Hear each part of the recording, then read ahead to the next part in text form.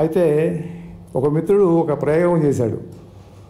Chat GPT లేటెస్ట్గా artificial intelligence, అది మీకు అందరికీ ఇప్పటికే తెలిసి ఉండొచ్చు.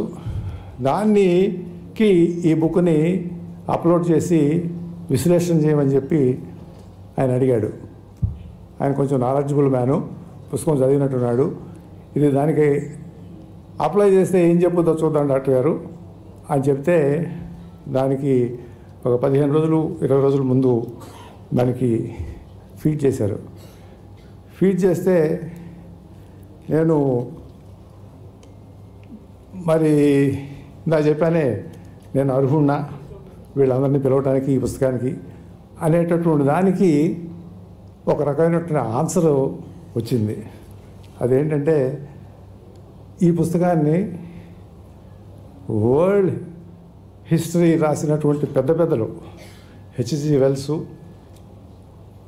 Arnold Toynbee, Will Durant, Jawaharlal Nehru garu. Madam గారు ఈ పుస్తకాలు చదివి ఉండొచ్చు, తెలిసి ఉండొచ్చు తప్పకుండా.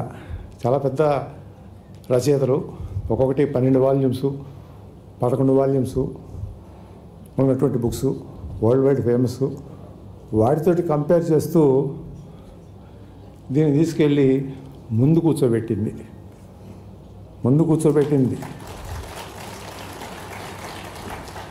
నేను నిజంగా ఈ పని చేశానని చెప్పి నాకే అనుమానం వచ్చేలాగా, కానీ దానికి ఒక 6 పారామీటర్లు 7 పారామీటర్లు తీసుకుని దానిలో ఉన్నటువంటి ప్రతి చాప్టర్ని కూడా విశ్లేషించి అది ఆన్సర్ చెప్పింది.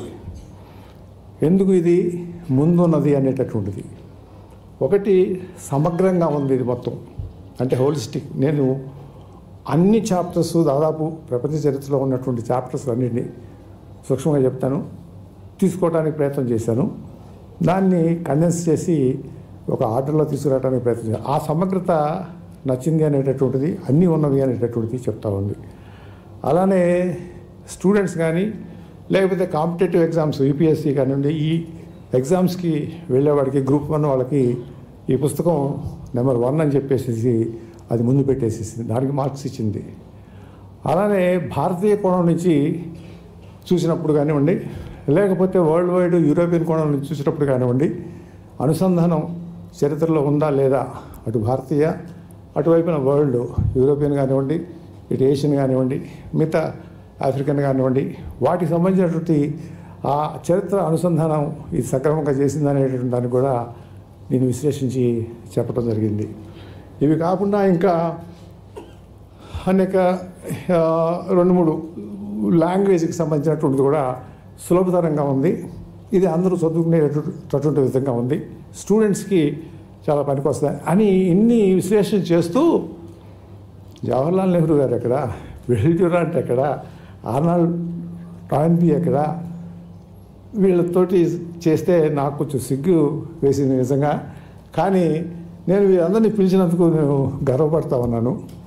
ఆ ఫలితం దక్కిందని చెప్పి.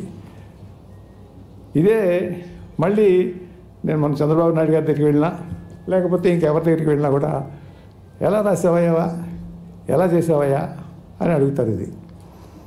ఇది మామూలుగా పొలిటీషియన్స్గా ఆడుతూ పాడుతూ తిరుగుతూ ఉన్నటువంటి వాళ్ళని చేసేటటువంటి పని కాదు అనేటటువంటిదే అందరి అభిప్రాయము. కానీ దీనికి ఏంటంటే కృషి జరిగింది. నేను మొదట శాసనసభ్యుడిగా 83లో ఎన్నికయ్యాను, తర్వాత 91లో పార్లమెంట్ సభ్యుడిగా అయ్యాను. నేను సైన్స్ స్టూడెంట్ని, ఎంబీబీఎస్. నాకు చరిత్రకు సంబంధించి, సోషల్ స్టడీస్కి సంబంధించినటువంటి అనుభవం కానీ, దానిలో ప్రజ్ఞానం కానీ లేదు. అయితే నేను ఎమ్మెల్యే అయిన తర్వాత ఆలోచించేవాడిని, ఏదో చేసుకుంటా ఉండేవాళ్ళం, వచ్చిన వాళ్ళకి పనులు చేయటము, లేకపోతే మినిస్టర్గా ఉంటూ అవి ఇవి చేస్తూ ఉండేవాళ్ళం. కానీ నాకు నా మీద అసహ్యం వేసేది. అసహ్యం ఏంటంటే, నేను అర్హుడినా, చరిత్ర తెలియకుండా, భారత చరిత్ర లేకపోతే తెలుగువారి చరిత్ర లేకపోతే ప్రపంచ చరిత్ర ఇటువంటివి తెలుసుకోకుండా, వరల్డ్లో ఉన్నటువంటి రాజకీయము, డెవలప్మెంటు, పరిజ్ఞానము తెలియకుండా మనం ఇక్కడ కూర్చోవటము, శాసనసభలో కూర్చోవటము, ఏదో ఎన్నికయ్యాము వచ్చాము ఆ పనులు ఈ పనులు చేసుకుంటున్నాము అని సిగ్గు వేస్తూ ఉండేది. అందుకని నేను కనపడినప్పుడల్లా కూడా పుస్తకాలు ఎక్కడ దొరికినా కొనుక్కుంటూ ఉండేవాడిని. ముఖ్యంగా చరిత్రకి వాళ్ళకి సంబంధించినటువంటి విషయాలు, యూరోపియన్ హిస్టరీ కానివ్వండి, ఏషియన్ హిస్టరీ కానివ్వండి, చైనా హిస్టరీ కానివ్వండి, ఇలా పుస్తకాలు మాత్రం కొనుక్కుంటూ ఉండేవాడిని. ఇంకా గొప్ప గొప్ప వాళ్ళ చరిత్రలు కూడా, ఏది పెద్ద పెద్ద నాయకులు ప్రపంచంలో ఉన్నటువంటి కనపడినప్పుడు తీసుకుని అలా గ్లాన్స్ చేసుకుంటూ పడేసే టైం ఉండేది కాదు. హెడ్డింగ్స్ మాత్రం తెలుసు, సబ్జెక్టు ఏంటి అనేటటువంటిది సూక్ష్మంగా కొద్దిగా తెలుసు, కానీ గుర్తు కానీ దాని మీద కాన్సన్ట్రేషన్ కానీ ఉండేది కాదు. ఇంట్లో లైబ్రరీలో పెట్టుకునేవాళ్ళం. ఇవి అలా ఉండిపోయినాయి. అలా